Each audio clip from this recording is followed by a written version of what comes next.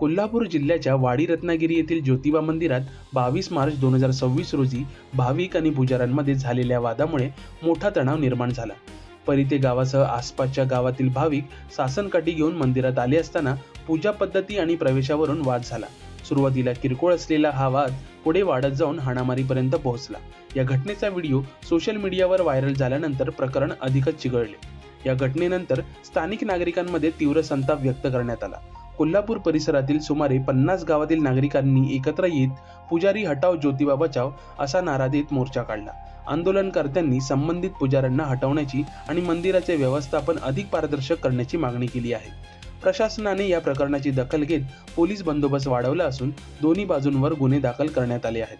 या घटनेमुळे धार्मिक स्थळांवरील व्यवस्थापन आणि भाविकांच्या सुरक्षिततेचा प्रश्न पुन्हा ऐरणीवर आला आहे. आता प्रशासनाच्या पुढील निर्णयाकडे सर्वांचे लक्ष लागले आहे.